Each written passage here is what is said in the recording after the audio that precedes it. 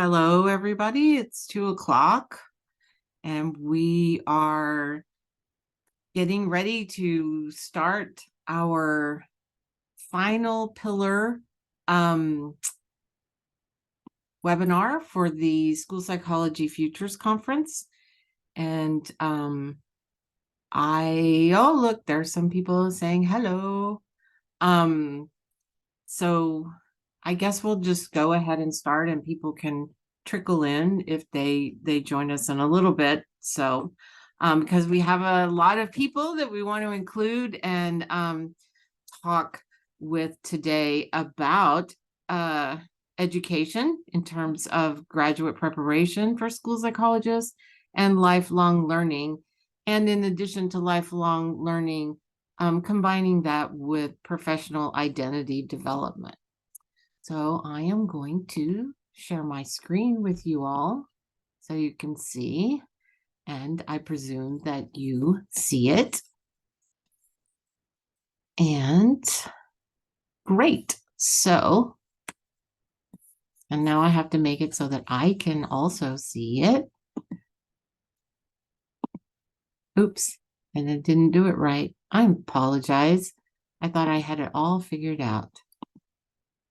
Okay, there we go.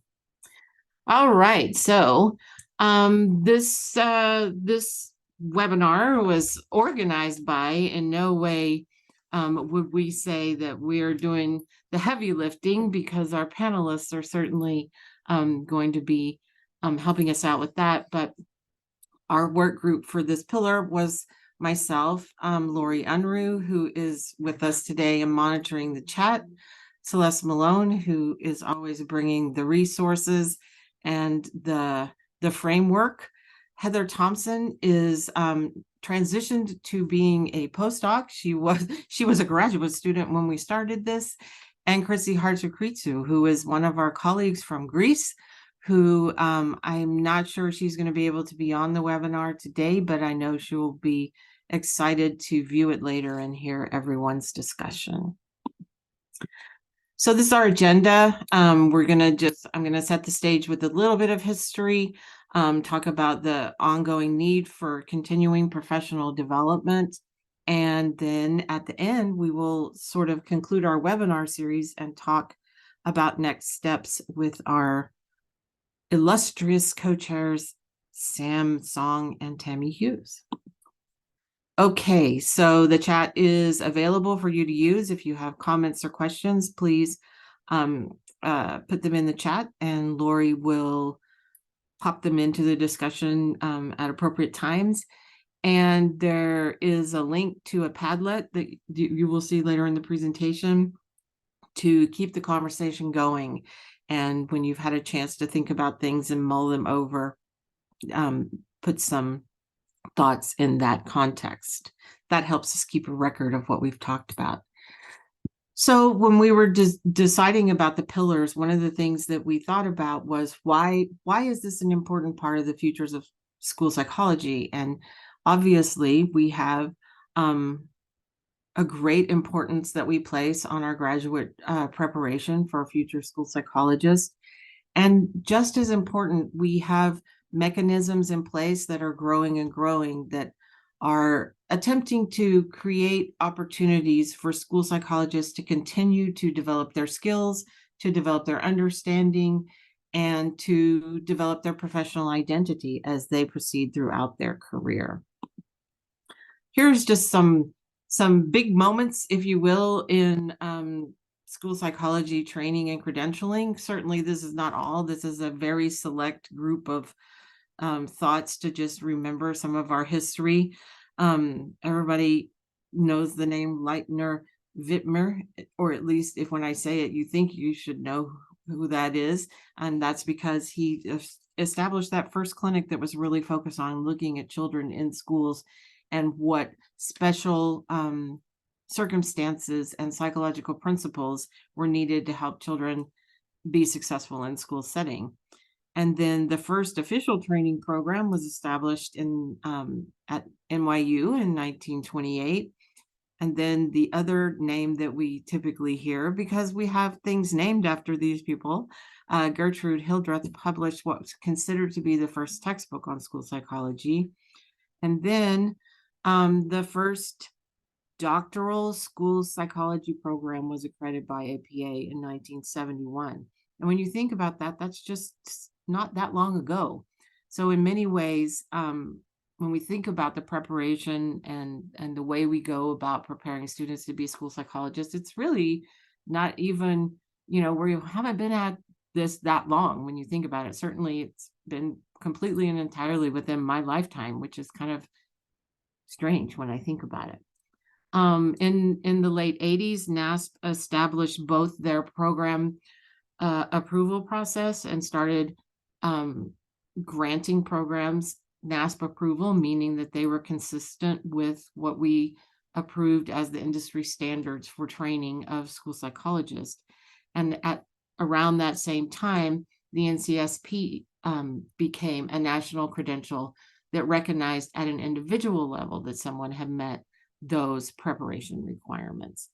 And then just a few years ago, APA started taking a more serious, more thorough look at non-doctoral programs and how they might go about extending their approval process to non-doctoral preparation programs. And we're still in that process today, if you will. It's not finalized yet, but it certainly has been moving along. When you look nationally, you will notice that 43 states of the 50 require ongoing continuing professional development as a part of maintaining your credential. And of course, the specifics vary from state to state. Sometimes there's specific content areas that are required. Sometimes it's a specific number of hours that are required, those kinds of things. And there is quite a bit of variability. One thing that is universal is the NCSP requirement for hours and portions of those hours that need to be of a certain sort of vetting process and those kinds of things. And a lot of states have actually taken that model and implemented it or adapted it to their state setting. And the good news is that most school psychologists are doing this. They are continuing their professional development, their professional growth throughout their careers. The most frequently endorsed topic, response to intervention. That's something that in the last 10 years has certainly become a much more critical knowledge area for school psychologists. And the least endorsed topic, and it's hard to know if that endorsement is in terms of how many people are doing that type of continuing professional development, or if it's that they, what the interest level is or the applicability. But at any rate, unfortunately, diversity in development and learning is an area that seems to be lagging behind in terms of the amount of professional development that is occurring and or being accessed. And so that's something we maybe want to talk about and think about as we think about the futures of school psychology and our ongoing professional growth. Here are some of the elements that the subgroup and the larger steering committee identified as sort of hot topics, if you will, in the preparation of school psychologists and the continuing development of professional skills and identity. And I think what we'll probably do is continue to think about these as our panelists take their opportunities to respond to the questions that we developed based on some of this being the critical components of school psychology preparation. Okay, there we go. So at this point, I don't want to talk too long because I'm way more interested in hearing what our panelists' thoughts and contributions are on these topics. So we're going to take a minute and I'm just going to sort of call on you, panelists. And if you don't mind, when I call on you, if you will turn on your camera and just tell us your name and your connection to the world of school psychology at the moment.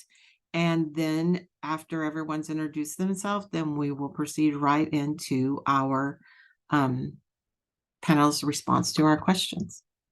So Carrie Lorig, if you will please start us. Hi, my name is Carrie Lorig. I am a doctoral student in school psychology at Georgia State University.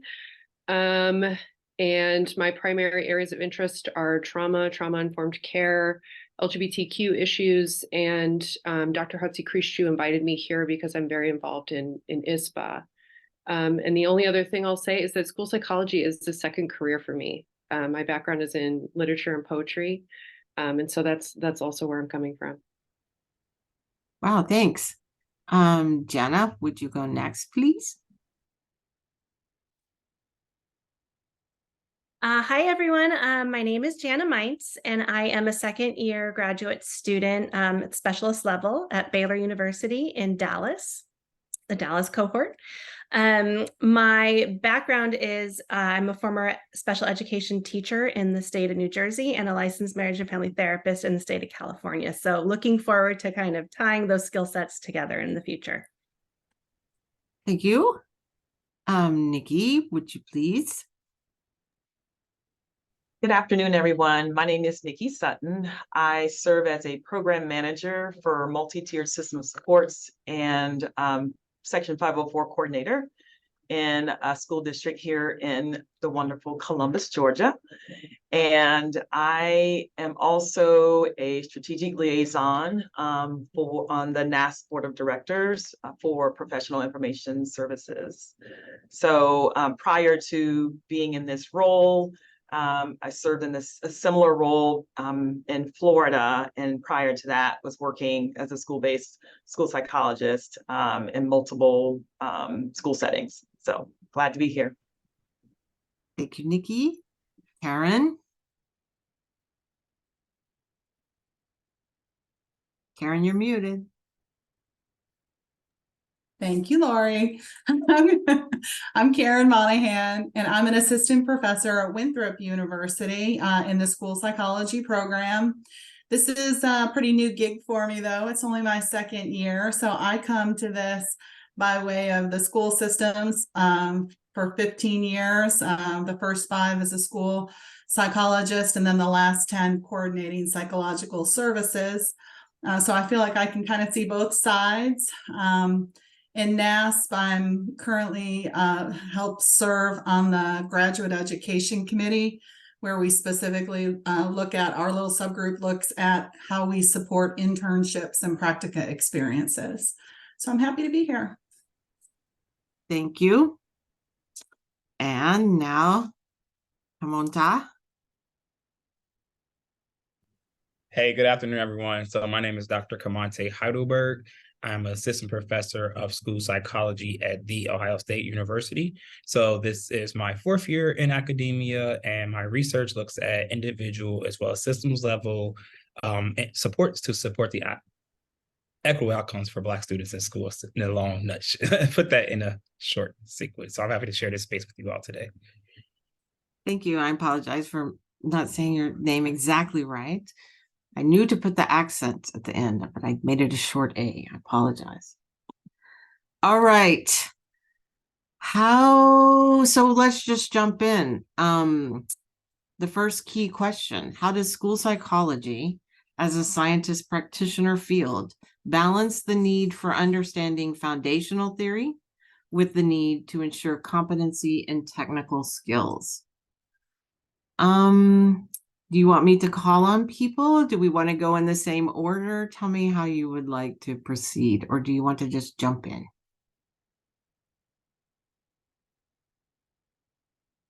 Okay. In that case, Go in order. What's that? Yeah. We just go in order. Nice progression there. Okay. All right then, Carrie. Yeah, when I read this question, I thought about being a teaching assistant for a consultation course for EDS students when they were learning about consultation. And I think the theory can feel very intimidating to them at times. And also, I feel like they were very eager to learn how to do it effectively in schools, and were very aware of how difficult sometimes it can be to transfer those skills to school environments, which are not uncomplicated places.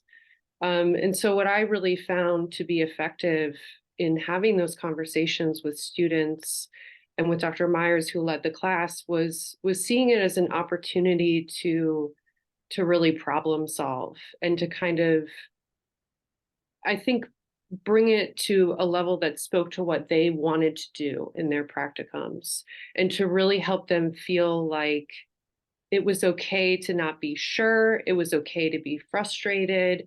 It was okay to celebrate when things went well, and to just keep coming back to the theory, and also keep coming back to those skills, and just understanding it as a process.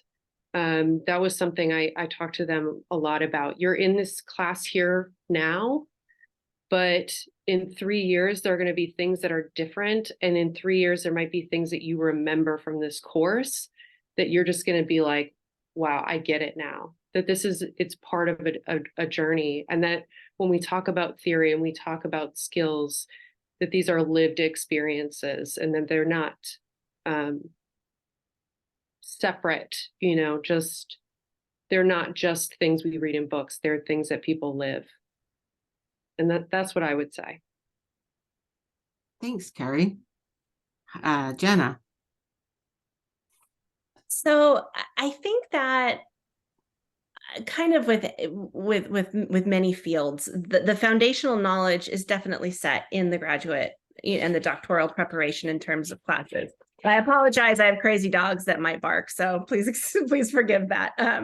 But I think that we're given so much information as graduate students in our classes that is really going to solidify when we start sitting face to face with kids and families. And those are skills that you can't teach in a graduate program.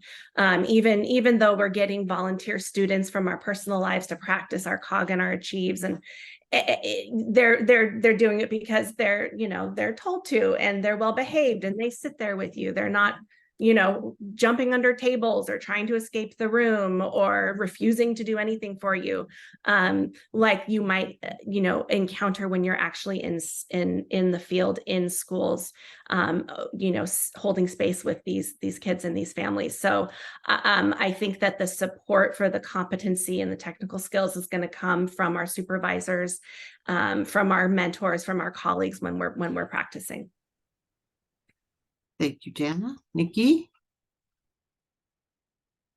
I thought very similarly to what other panelists have shared, and having been pretty much a practitioner for my entire career, one of the things that came to mind for me is even when I was in graduate school, I was thinking, man, how does this look in practice? This is giving me the foundation, but I need to figure out, how can I make this relevant for me? And I think once I started getting into practicum courses and getting involved in internship, it all sort of started to come together. So it helped to, I think of a lot of our foundational theory as this is kind of like our setting the stage, right? So we're getting all of this information that's useful in understanding how students learn, how they behave, and how all of this sort of factors into the work that we do as school psychologists.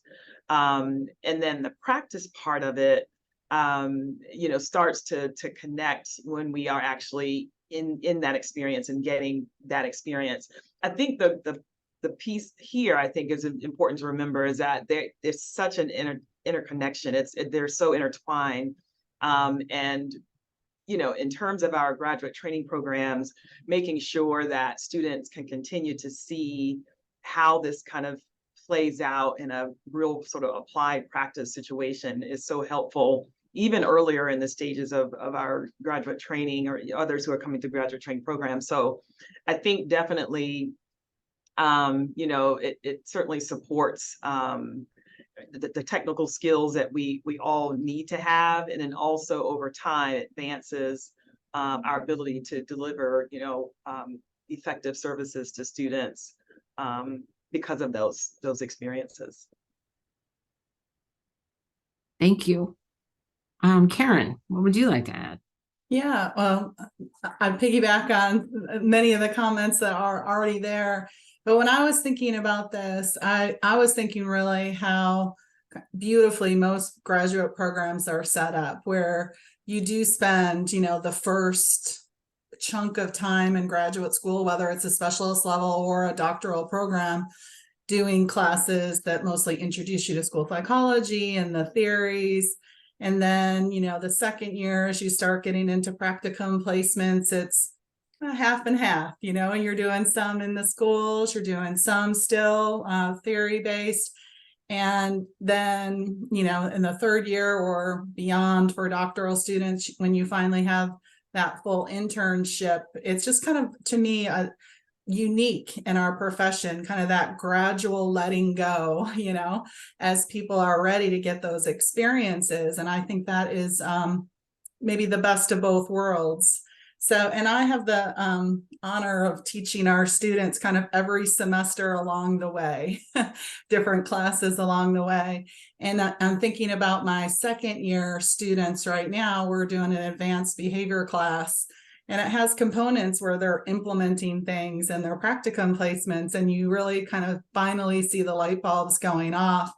But they also say, hey, in our first class, we said we would do this and we just did it. But in this class, this teacher isn't collecting the data, or this is happening, or that's happening, And so that's the beauty of it, is that it's really a nice supported way of learning and kind of helping them gain that independence.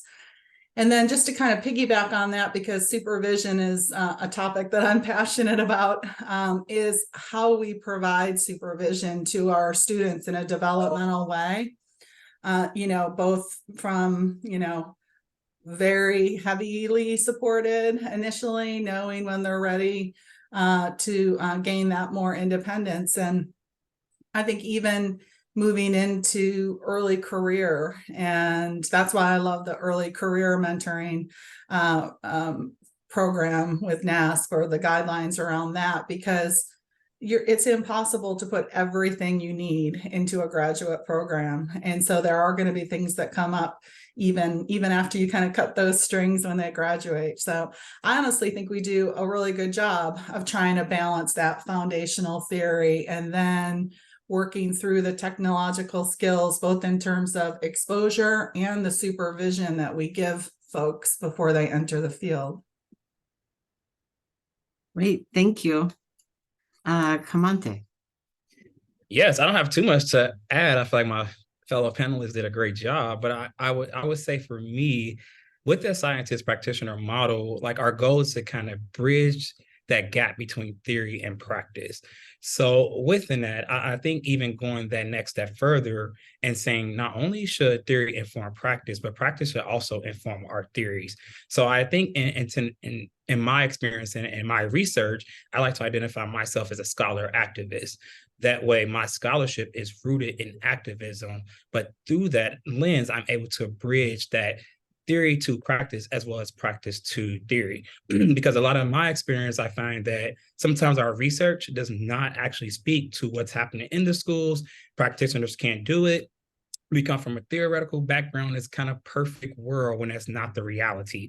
So I think having that balance is super important, because it allows us to stay rooted and engaged in practices that's actually going to start reaching equitable outcomes that we want to see. So I think it's very important that we ensure that theory is informing practice, but also that practice is forming theory, because it also starts to remove some of that elitism that we might see, where sometimes professors or scholars come in as the experts and they don't feel like they can learn from different settings. But I think we have to reverse that trend to understand that our schools are rich and full of different people and a lot of different areas where we can come and support and ensure that we're having that bridge. So I would say that's where that model comes into play, to ensure that research is informing practice and practice is informing researchers. So it's a continuum of supports being provided for everyone. Wow, thank you all. That's some excellent thoughts. Just a couple of follow-ups, and anyone can jump in and answer, talk, opine, whatever you want to call it. One thing that jumps out to me is talking just about volume and how much volume there is in the preparation of school psychologists. There's a lot of volume related to theory. There's a lot of volume related to specific skills. And I'm just wondering what, kind of how that fact that it's impossible, like you said, Karen, it's impossible to include everything you need in 2 years, essentially, for a specialist level training program. How do we make sure, what is our responsibility as a profession, an organization of school psychologists, or as graduate educators, to that the things that weren't able to be included get included at some point. I'm not saying this well, but anybody have any thoughts about that? Just jump in. I mean, I'll jump in because I'm a fairly new trainer, right? So I remember when I started, I said, oh, I've got all this time. I'm going to have 15 weeks with them, 3 hours a week. That's so much time. I'll have all this time to cover things, And then when you really lay out, like you said, Lori, all of the theory, all of the practical skills that you have to cover, it's, time is short. And so one of the things, and I think, when you've been in the schools and you have 15 years worth of resources that you want to share, right? Sometimes they're not ready for it and sometimes they are. So the students laugh at me because I say, I'm going to put in a bunch of resources in my PowerPoints, links to a bunch of resources, and they're not going to make sense to you right now, or I'm going to briefly cover them and that, you won't really use them right now. But someday when you have a case like this, you'll go back and you'll say, oh, wait a minute, I think there was something in that PowerPoint, So I think even from training, ways to build in at least the highlights of different things, even if we don't feel like we can get it at the level of specificity we want to over time, is one way of approaching that. Right. I also think that there's no way you can cover everything, but what you can do is focus on teaching the students how to access the information that they will need and make it a safe space in which to do so. I think there's a lot of fear, especially when we are first starting out, of saying the wrong thing, doing the wrong thing, making a mistake. And I think that it needs to be emphasized that that's going to happen and that's okay. And that you have people there to support you and help you in a non-judgmental way to learn from those mistakes and keep going rather than just kind of living in fear about doing the wrong thing. I think that's really important. I would just add to even just leveraging field experiences like practicum is just another way to help with bridging that gap. Because if we think about the instruction that we're providing to our students as a graduate educator, they're getting a lot of that theory, that foundational knowledge. But for me and others, it comes to life when they're actually applying it in their practicums or their internships. So what I try to do is bridge that connection to where I'm teaching you things, you're seeing it in your schools. Now we can come back and discuss how do we actually build solutions to these problems. And to me, that's how we're building that gap between theory and practice, because I think it's just important not to just be so rooted in theory, because theory is sometimes not reality. So we have to make sure they are talking to each other. So I like to leverage the field experiences to ensure my students are getting a wide variety of different experiences so they can have that awareness and that knowledge, because that's going to inform their skill set to actually be the change agents we want them to be. Yeah, I completely agree with Dr. Heidelberg. I think it's about acknowledging that reality and turning that reality into an opportunity, and just to think more deeply about it and to say, like, this was my experience at my practicum and it doesn't line up. So what am I going to do? Like, those are the moments that really make me excited as a student, where I feel like my experiences really matter and what I bring to the table really matters. And I have the support of these people around me to try to figure it out. Like, I'm not alone in doing it. Wonderful.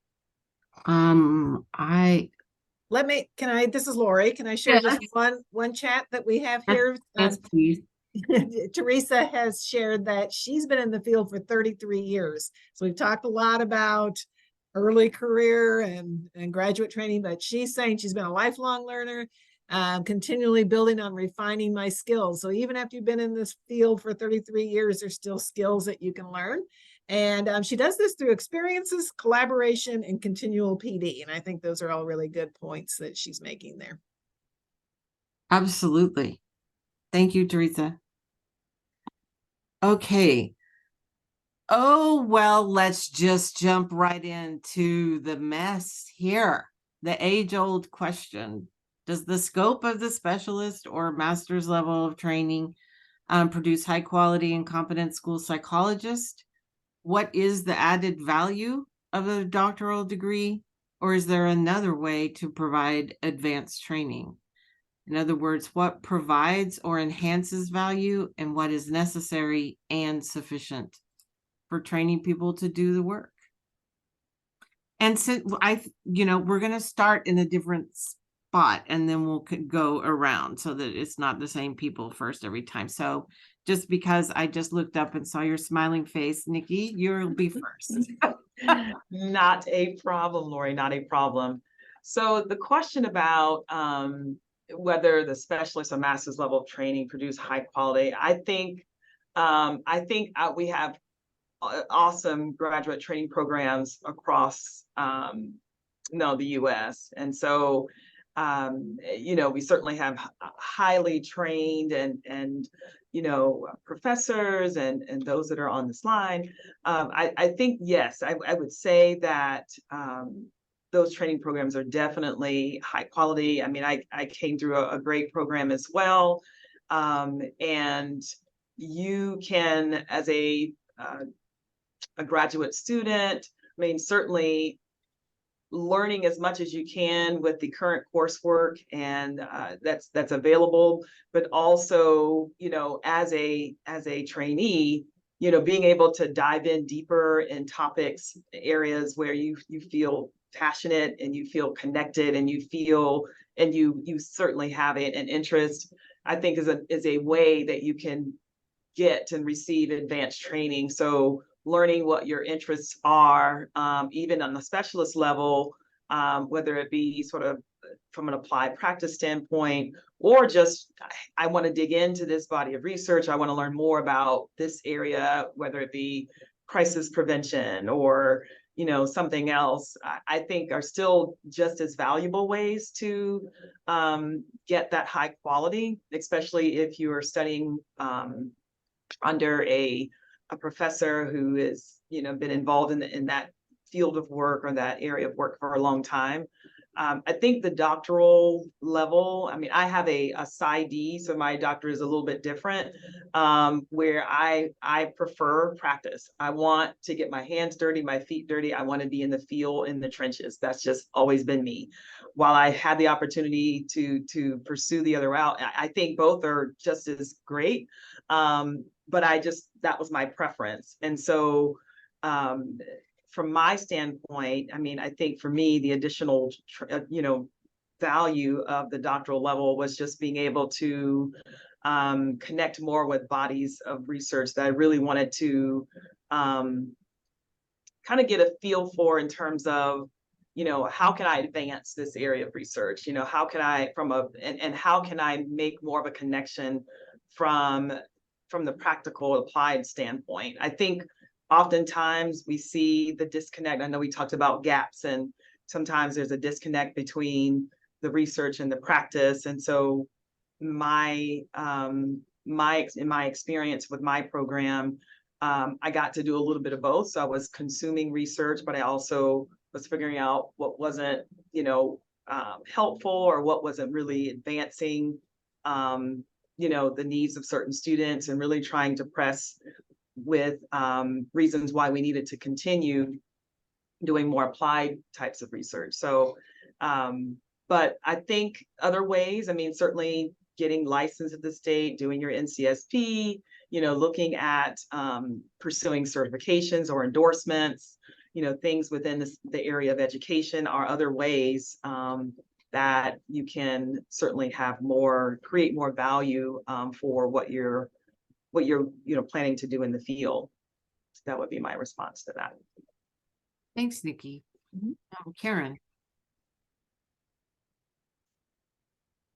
Yeah, it's interesting because I think to me, yes, the a specialist level degree is, if it's done with, integrity like anything else, right? The way we set out underneath the standards of NASP to do training programs, and we give the experiences and the adequate supervision.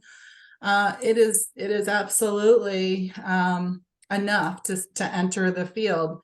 And you think about what other profession even gives you that much practice before you enter the field. I mean, there is just a certain level of learning that happens after you've started. That's just the nature of it. So to me, it's less about whether or not a doctoral degree or a specialist degree sets you up to start in the field. To me, it's more about, what do you think you want to do with your career, and what do you need in order to do that? If Nikki said she got her PsyD because she's more wants to be in the trenches, right? And that would work whether or not you're a specialist or PsyD. I remember I'm also a second career school psychologist. And I remember when I was trying to decide between a specialist and a doctoral program, it was kind of like, well, if I don't do the doctoral now, I'm gonna be too old to ever do it, So I was like, I'm just gonna do it now, because I knew that I wanted to have other opportunities down the road, whether that was private practice or entering into academia, as I ended up doing, right? So, or maybe just because that's a life goal. I think it really depends on what you want to do. And then I've also, through my, supervision of school psychologists, who are making career changes and deciding what to do, have seen them decide to do different advanced degrees, at doing an administrative add-on, and, several moved into assistant principal positions, or like Nikki, a district office position with MTSS or SEL or something along those lines. Or, a doctorate in counseling, and they pair kind of a private practice where they're doing counseling. So I don't think there's a right or wrong answer. I think it's a matter of what that individual person wants to have their career look like. Thank you. Kamante? Yeah, so as a graduate educator, I kind of hope the answer to that first question is yes. I like to think that we are training high quality school psychologists. But in a serious note, to me, that answer would be yes, because when preparing for this, I just kind of reflected on the training that I'm currently providing to my students here at Ohio State, and our program is centered on social justice. So the students in our program are not just learning the skills and tools we need to be competent school psychologists, but they're approaching it from a social justice lens, which is centered in their practices and what they're doing. So I love that approach, because some people conceptualize social justice work as something in addition to what they have to do. But here we're reconceptualizing students' mindset to understand that this is not added. This is how we approach it from an equitable social justice lens. So when I think about the training that they're getting, I can see that my students are really channeling their advocacy efforts to ensure that the voiceless have voices, and just doing a lot of different practice and engaging opportunities to promote advocacy and equitable outcomes from our students. So I even literally just had class earlier today, and just hearing some of their reflection and things that they want to do and how they want to advocate for students from everything they gather from our courses, kind of speaking to that training that we're providing them. It's not that we're just giving them the skills that they need to be successful, but we're having them reflect and engage in critical reflection, critical analysis of what they're doing to see if they're causing more harm or they're actually being a part of the solution. So I would say we do a good job, but I think some of the added things we can do is ensuring, going back to that first question, that research is informing the practice, and practice is informing that research. So our training should be actually geared towards helping the communities that need our support and going in there, listening to community to say, what do you all need? And using that to inform our research. And to that point, I think that's where the PhD degree definitely comes into place, because what we're doing is developing high quality researchers that should be able to engage in that scientist practitioner model to be that scholar activist that we want to see, so they can use their research to inform the practices and also vice versa. So I think they both have a lot of value. To me, it just depends on your end goals and where you want to be. I'm somebody who like to be in the trenches too, but I also like the both of both worlds. So I like that I can train educators to have that impact I want to have as I'm in the trenches showing and doing the work. So now it's literally, I'm practicing what I'm preaching. My teaching is being informed about the practice that I'm doing, and I'm using the practice that I'm engaged in to inform my research and my teaching for graduate student. So now my students are getting a more further rich experience that they can apply to continue to be social justice advocates. So to me, they both have a lot of support and insight. Thank you. Carrie, what are your thoughts? I mean, everyone has said lots of things that I agree with. My first thought was I actually switched over from the EDS program to the doctoral program. So I feel like I've had a little bit of both in this area. And so I was trained by or supervised by people with their EDS. And I am so grateful for my experiences with those supervisors, in part because I think they helped me, like they're on the cutting edge of practice to me. They have these years of experience, or they're in it. And so they really helped me, I think, bring back to the classroom those really challenging questions, those really challenging problems, and helped me make the best of my program at that time. And also really helped me think about what I wanted as myself, as an individual. And I think that's really what it's about. I think a lot of the times, we talked a little bit about elitism in academia, and I think people think that getting a doctoral degree is about intellectual capacity or something along those lines. And really, I think it should be about what your goals are, what you want, what your community wants. I really think we can be better about those conversations sometimes, in making doctoral degrees, I think, feel more accessible to people. And that goes in a lot of different directions. That's also about funding. Again, I think that's about having realistic conversations with people about the time that it takes. And again, just those goals. I really wanted to be able to be my full dynamic self. And when I thought about what that might look like in the future, that really is about troubling that gap between research and practice. And I felt like I needed a doctoral degree to do that. Thank you. And Jenna. So yes, all of that, I 100% agree with. And I think that, as someone back in graduate school, and having the experience I do, I think that also, I think every training program at the specialist level has the potential to create great school psychologists. And a lot of that is going to depend on the students themselves and what their investment level in their own learning and training is. And I think, we obviously want all of our students to have all of the investment and the commitment that we do, but not everyone does, and everyone is going to take a different career path with that investment training. And that's going to depend on where they, what school districts they end up, the resources that those school districts have at the specialist level to continue on. So I definitely think a lot of it is how we as students access what we're learning and which directions we go. I know for me, it had been, when I started this program at Baylor, it had been 20 years since I took a statistics class. And when we did that measurement class, I almost said, this isn't the profession for me because I have no idea what I'm doing. So I think for me at a specialist level, once I started talking to practicing school psychologists at the EDS level, they're like, don't worry about it. Like, just really know your bell curve and how to, and I was like, okay, good. But if I ever encountered someone that really wanted to understand the psychometrics, I would be like, hey, here's my friend with the PhD or the PsyD after their name.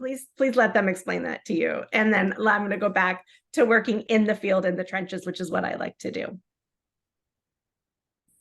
Thank you, Jana. I think it's interesting, and I think everyone pretty much echoed this theme that the choice of the type of training that you pursue in school psychology is based on something other than just being a school psychologist. And I don't want to say just meaning that it's not a thing, because it's a big thing, right? But I think this might be fairly unique amongst professions, that you can choose a type of training given how you want to deploy your skills, and then how you project your continued professional identity development. I hadn't really thought about it that way until you guys started talking, and I think that's a new selling point for school psychology, quite frankly, because it's not like that everywhere. If you go to medical school for 4 years and then, get a bunch of debt and then do several years of, residency and whatnot, you're going to be a physician.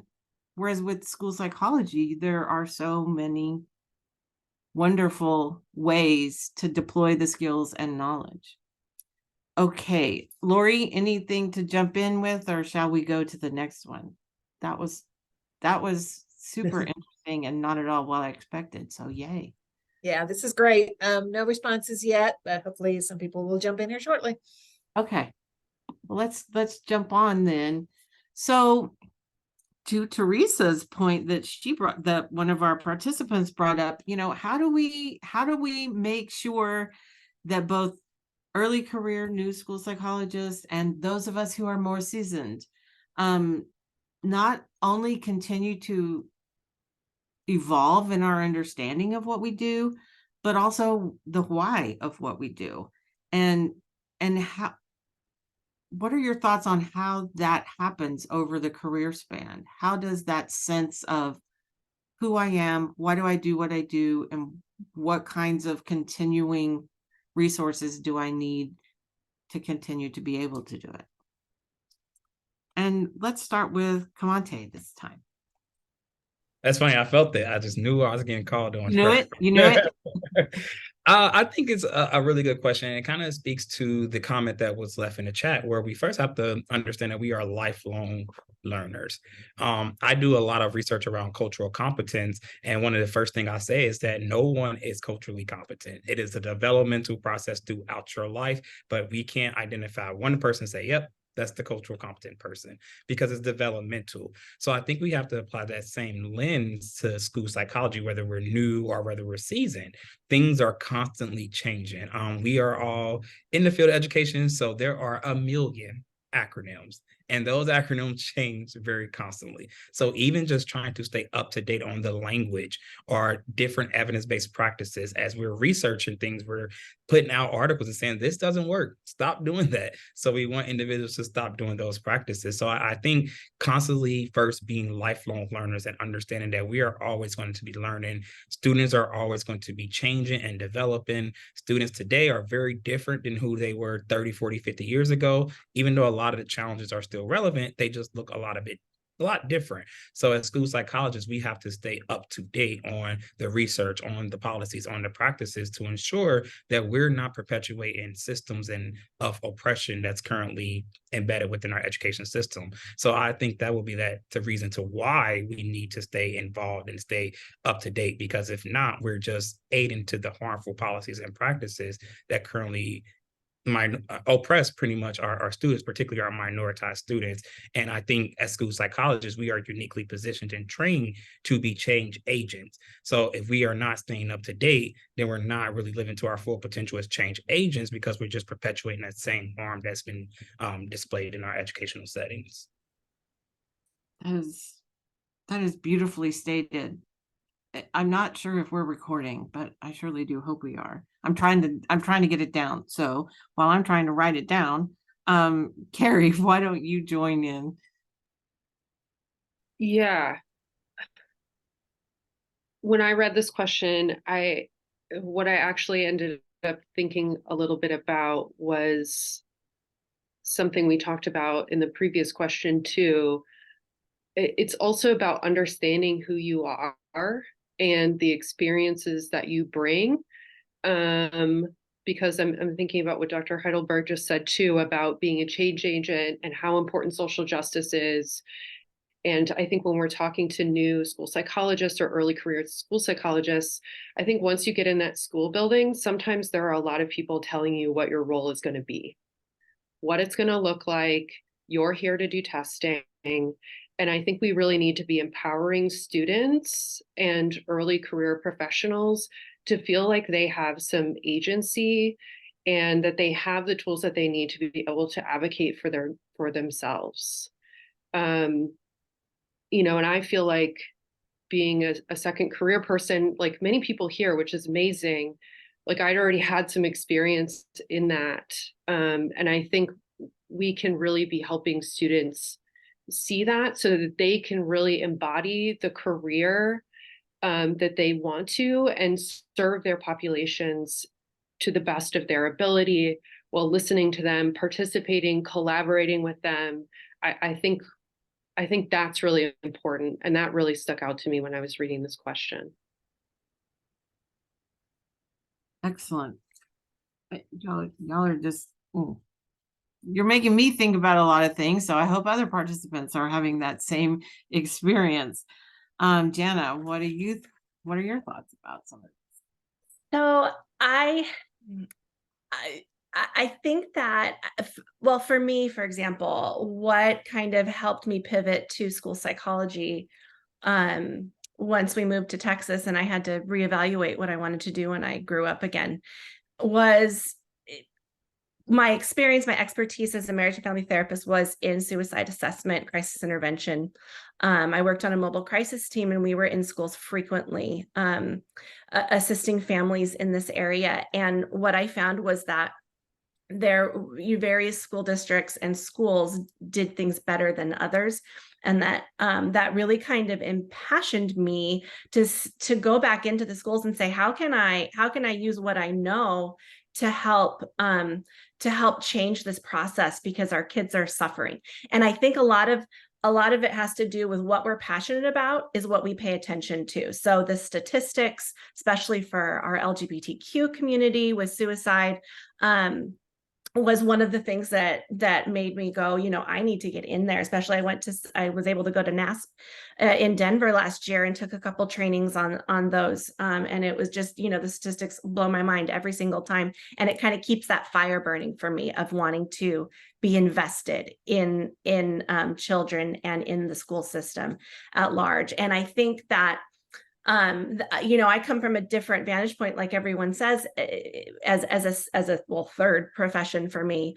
So I have more experience than, let's say, some of our younger early career professionals that have gone straight from undergraduate to graduate and then bam in a school system, and they have to figure out how to navigate schools, which can be a complicated and territorial place. So there's a lot of interpersonal skills you have to learn there. So I think as early career, we might get kind of bogged down in and just getting to understand the job itself and how to do the job.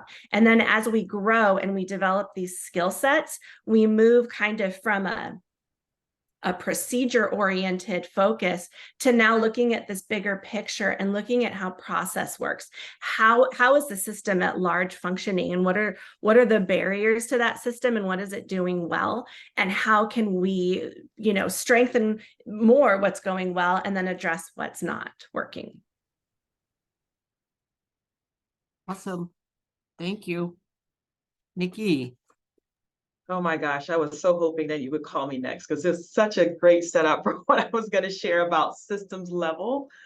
Because of my my current role, that is exactly what I was thinking about in terms of how do we stay, I guess, aware of what is needed from a professional development standpoint is examining your system, kind of looking at, as each of us as school psychologists, whether it be at a systems level or a school level. And some of us may change schools from, a couple years here or there. Your systems are going to change, right? So not each school is the same. Not every system is the same. So really understanding what are the critical needs of that system. And you have to understand that by, looking at data, evaluating and kind of understanding, well, what are the needs? Why are students not performing at their potential? What might be those barriers? What are some inequities that might exist? I mean, as a coordinator for Section 504, I get lots of things thrown my way and I see all kinds of issues. And so my immediate thought is, looking at data globally, what are some things that are happening district-wide that might warrant some additional training or support, not only among our school psych, and I know that's our purpose for today, but also looking at it from every educator that's in, at every level in a district. I think for school psychologists, in terms of just wanting to stay relevant, is really understanding, well, how can you have a great impact in the system that you're in?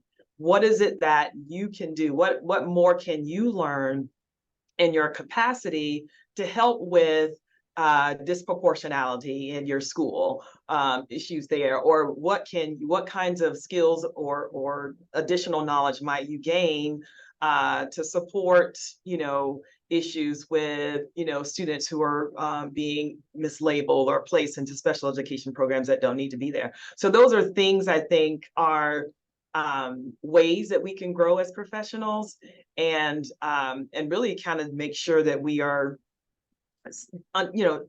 responding to the adjustments in our system, because even from year to year within the same school building, those students can change and transform, especially when there's, changes within boundaries and markers for, what zone, how schools are zoned and things like that. Those are all realistic types of issues that happen all the time that I think sometimes we forget. Instead of trying to always really change the system, we also have to reflect on how can we change, along with the changes and be relevant and impactful with changes that we make in our professional development to respond to the system. Oh And my thank goodness. you. I'm losing track of who I'm supposed to. Okay, Karen's turn. Because I'm like, oh yeah. I know, it's so good. What a great discussion.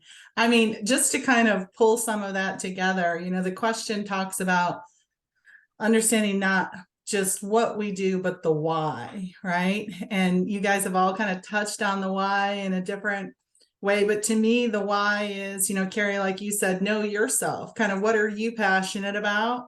But also, how does it serve the kids that we have? How does it meaningfully serve the kids that we have? And that looks different at every school, at every district, based on the population and the circumstances and the culture of the school district, the resources, where they are in their journey, as far as the practices that they instill, right?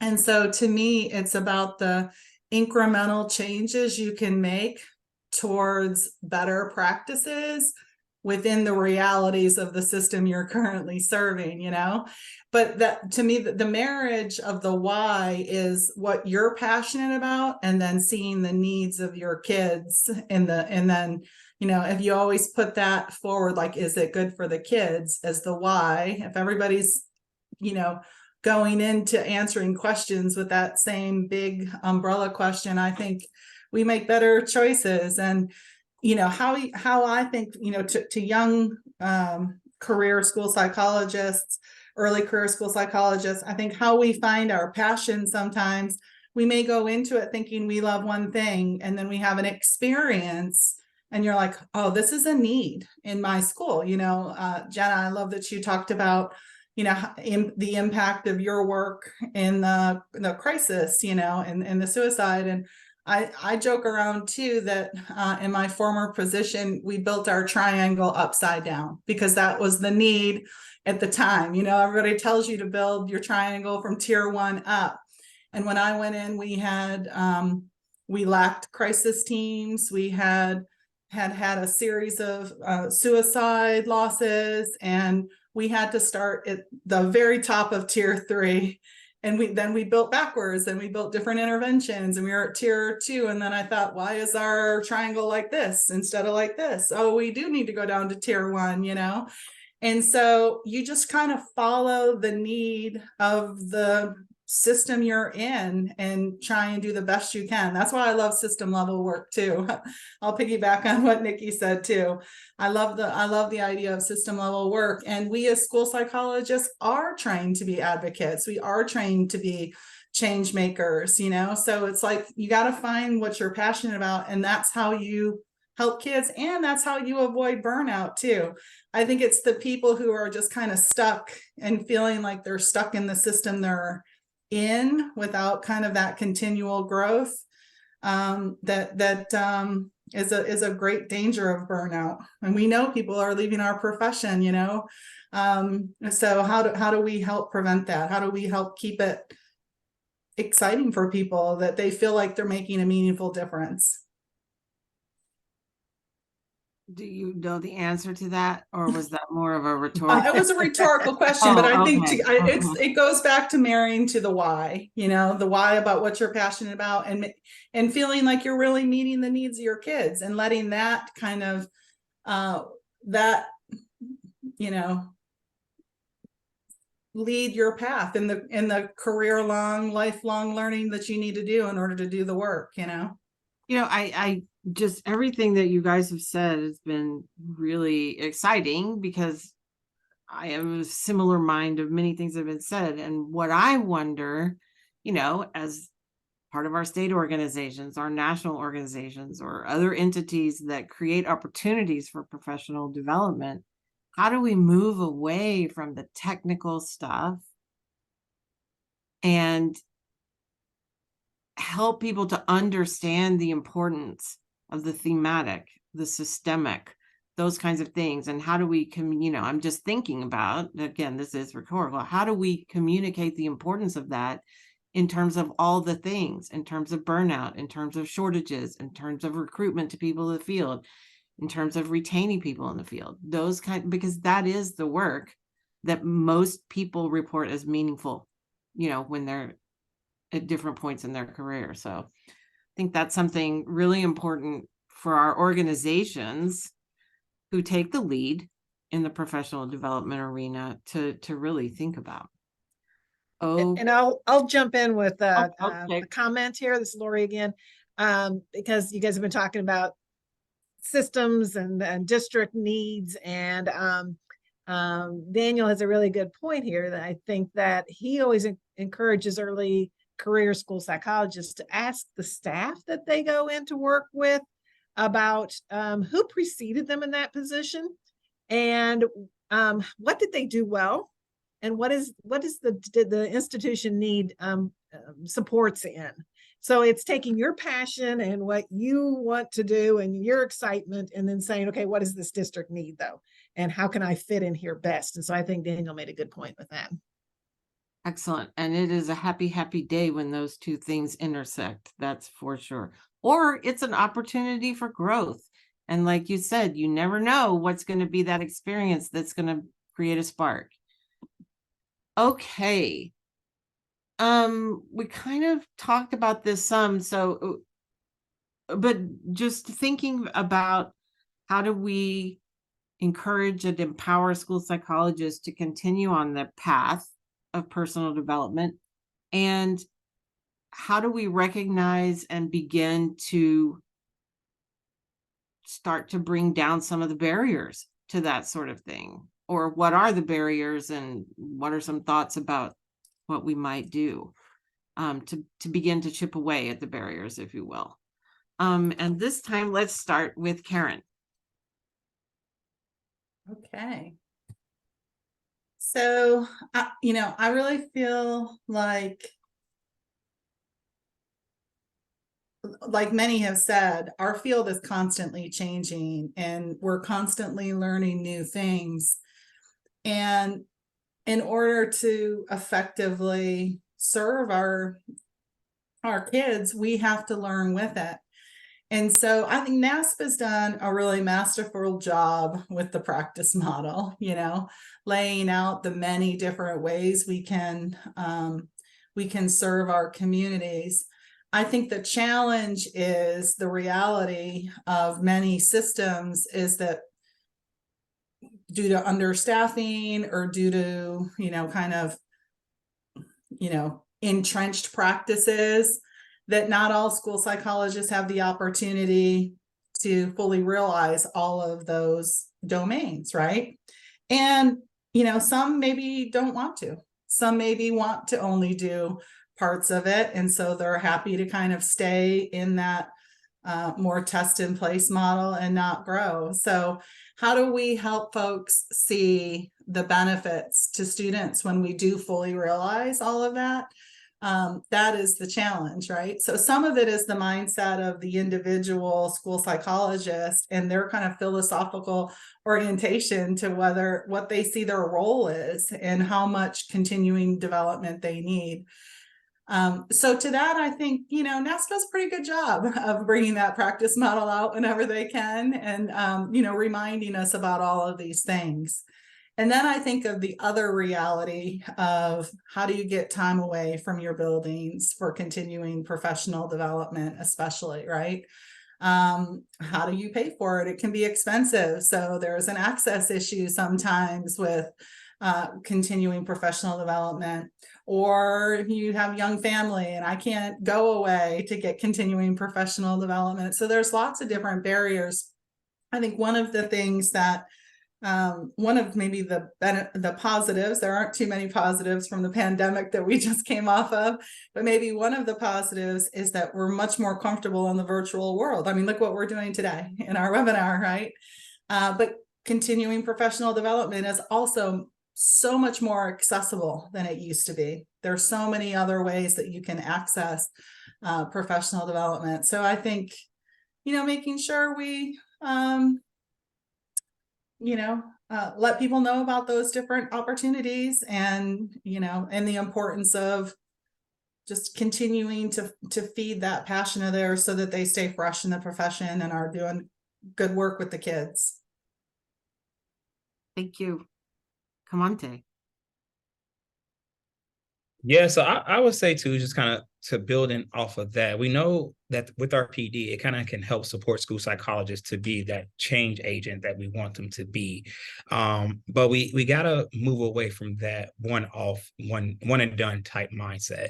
As we know in the research, that train and hope, where we train them and we just hope and pray that it actually translates to practice. So as a field, we're moving away from that. So I think with our ongoing PD, that could be a means for empowering our school psychologists to be the change agents that we want them to be, to actually live out that NAS practice models. So I think a part of that continuous PD should also embed some type of coaching or mentoring for individuals so they can have that community of support or even that community of resistance to help them to navigate some of these oppressive spaces that our educators are in, particularly our school psychologists. So I think that's really important, and just encouraging school psychologists to engage in critical reflection. That's something I try to do in my practice all the time, even if that's just me taking a moment to sit in my car and reflect on the day and everything I did. But I want to engage in that reflection to ensure that what I'm doing is not oppressing students, but it's actually uplifting and empowering.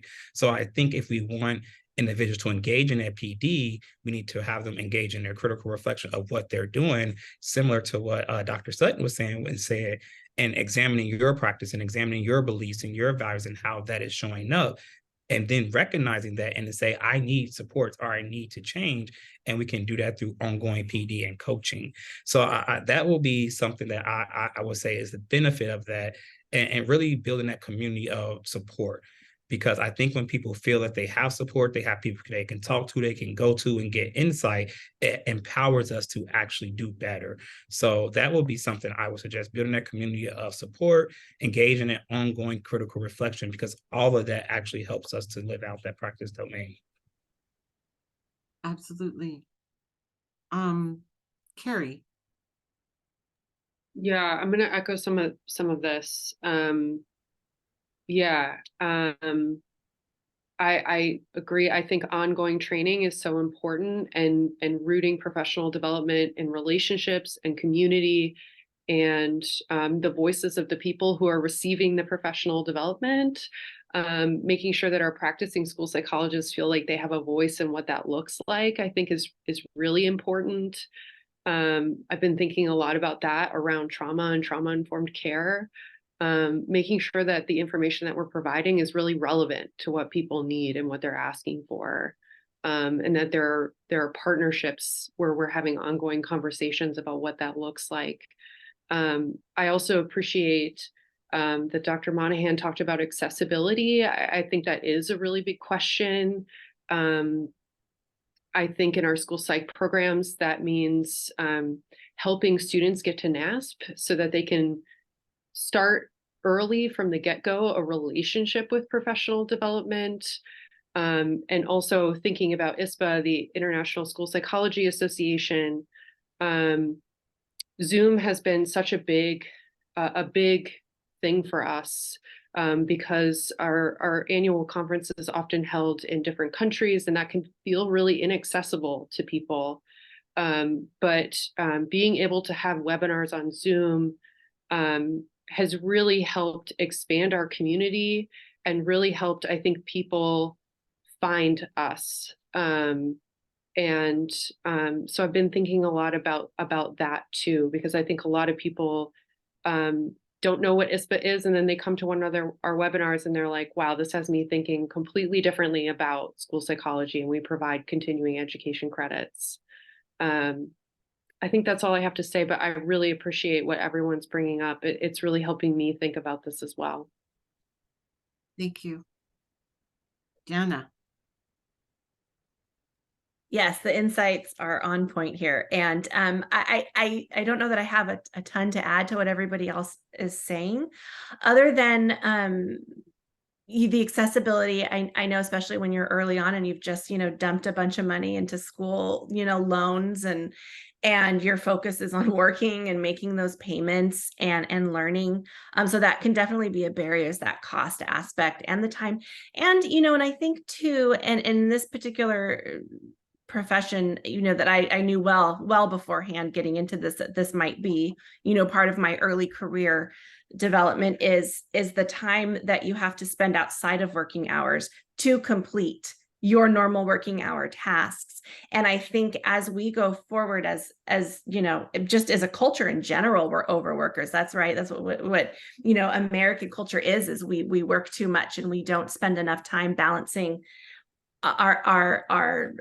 the enjoyment that's going to fill us up so that we still have the energy to deliver wonderful services to the kids and families that need that. So I think when school districts can support that work-life balance, you're going to be able to create an atmosphere in which people are more willing to attend these professional developments on their free time if they can't do it during a school day.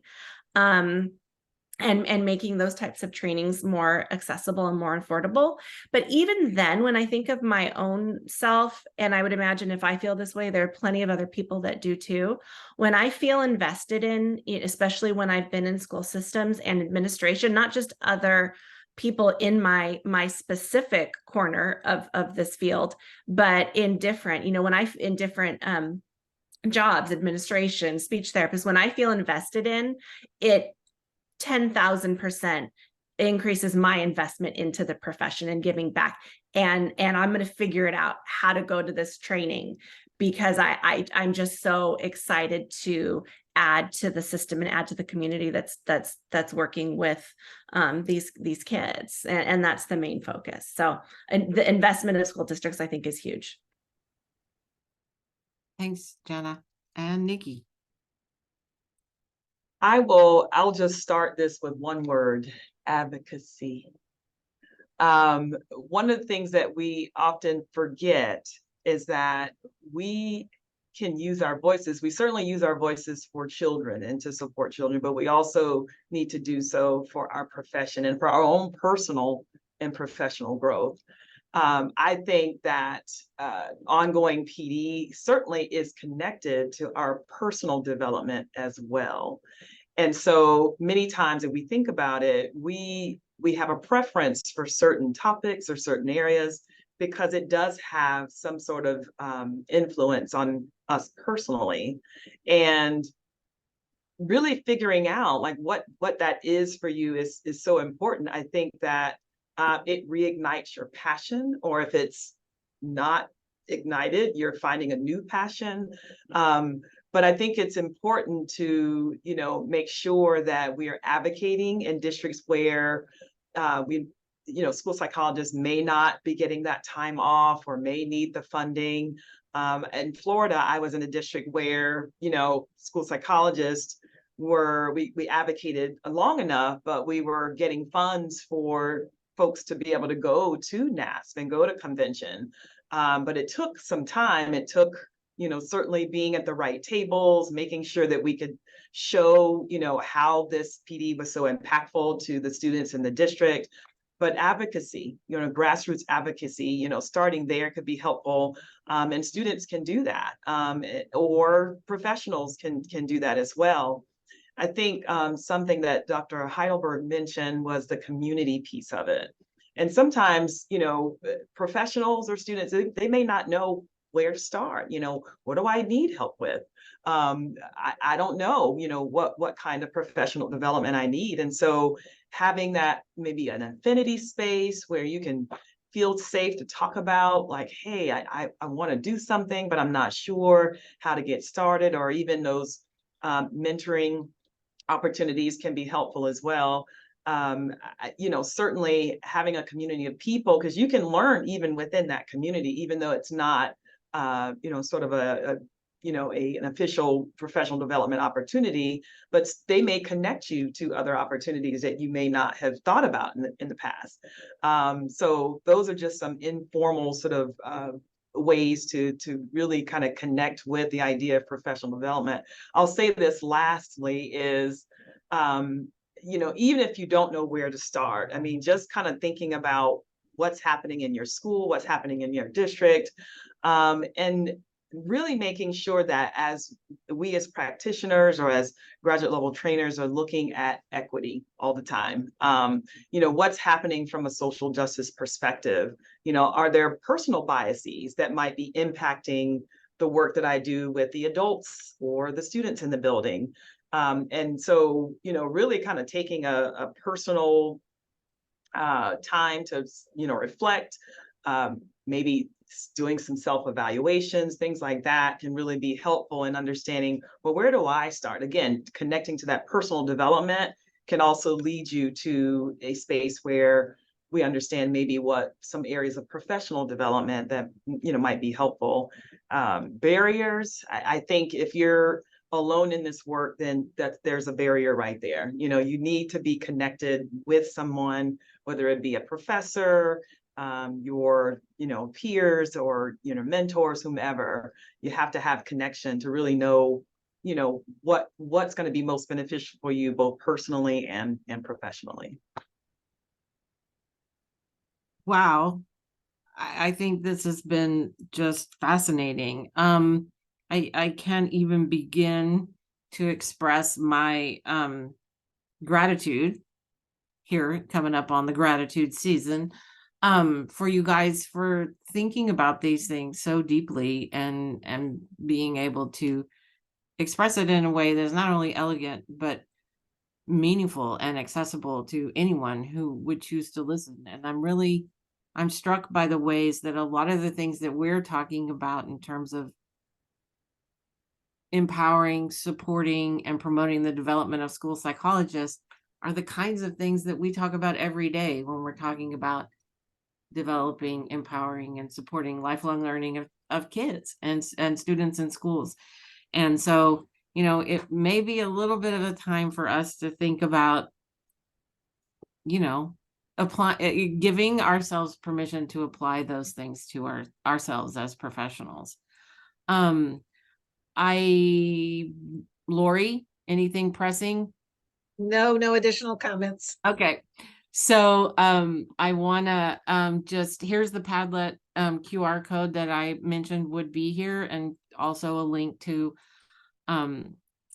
access it that way. I just hope that anyone who's listening will go to those spaces and put your thoughts, because as you can see, everyone's thoughts are similar and different and meaningful, and together it all comes together to help create the future for what we're trying to do in school psychology. And I will say, Lori, also that this Padlet will be available as a link on the website for the Futures Conference. So if you don't catch it here, it will be on the Futures Conference website. thank you for that reminder. And that brings us to our other two speakers for today, who are going to talk about now what's. So again, thank you to our panelists for all of your insight, and yeah, let's take us home, Tammy and Sam. Wow, thanks you guys. That was awesome. I share your enthusiasm, Lori. That was great. We appreciate you guys so much. Wonderful for the last one. So Sam and I are going to wrap up real quick here just to make sure everybody's on the same page of sort of next steps. Lori, would you mind clicking through for us? Thank you. Okay, so this is just a quick little history. As everybody knows, the first Futures Conference started in 2002. We're supposed to have it every 10 years, so 2012 worked perfectly. 2022, of course, had COVID, so we had a little bit of a delay in starting, but the mission is really dedicating ourselves to improving the life outcomes for children and families across the globe. And so I'm really glad we got to hear a lot about ISPA today. So just a couple of reminders. As you know, this year's Futures Conference is really providing a broader focus on social inequities. And we did a lot of discussion today on using a social justice lens in all of our work. And so we invite you all to review all of the pillars that we've been talking with folks about. As you know, we have an online format. There are videos, there's readings, there's discussions, Padlet on all of our talks, and everything is located at the website. So please feel free to revisit that at any time. And the steering committee is really welcoming. Hold on, thank you. Thanks. We really want to make sure that we are including our students, practitioners, early career folks, in addition to kind of our traditional faculty groups, as steering the leadership of the field of school psychology. So everyone should be feeling included, and if they're not, please reach out to us, because we want to make sure people feel like their voices are valued here. All right. So here's what's coming up next. Sam, did you want to start here? Yeah, so for the next month in December, we're going to begin to start a time of reviewing and reflection through January. And so we'll be communicating with everybody soon about those plans and activities, but all of it will be on the website again. And then we have a Futures of School Psychology Town Hall meeting planned that will be hosted at NASP in New Orleans. And right now the date is there, Friday, February 16th from 2 to 3:20. So that'll be some reviewing, but also some additional discussion and activities there. So please put that on your calendar at this point, and we look forward to that. Next slide, please. Just want to say thank you to all of our sponsors, all of the organizations in school psychology who have contributed financially, but also lent their human resources as well on the steering committee. And just it's been a several year effort, so really want to recognize and say thank you to them. And today, you know, NASP in particular has done a lot with technology, with the webinars, and so we want to thank them. And we want to also thank our future steering committee team. And I'm not going to read everyone's name out, but they're also listed on the website. Digital Pros under the technology team, that's the company that is supporting our technology needs. As you can see, it's a pretty diverse group, and although many are faculty, we do have students and practitioners represented as well, or former students. I think they've all graduated. Of course, our ASL interpreters, Amber Bertolut and Sharon Pierre-Louis, we want to thank them. Yep, thank you for your services and throughout the conference webinars. And I'll let Tammy do the last slide. So coming soon is merch. We have some, our technology guys are very creative, and they have some recommendations for us about shirts and other kinds of things, celebrating the work we're doing this year and also trying to keep it front and center. And so information will be coming soon on new merchandise. So I think the next time we'll see you guys in person, hopefully, is at NASP. And we've scheduled it perfectly so it will work right into your Mardi Gras schedule, late in the day, but still early enough for you to get out there. So we hope to see you soon. Thank you, fearless leaders. I did not know that this slide was about merch, and I am all about merch. So I'm very excited to hear that. Thank you to everyone who has attended, and thank you in the future to those of you who listen to the recording of this webinar. I hope you found it meaningful, and stay in the conversation. And I hope to see everybody in February. Thank you.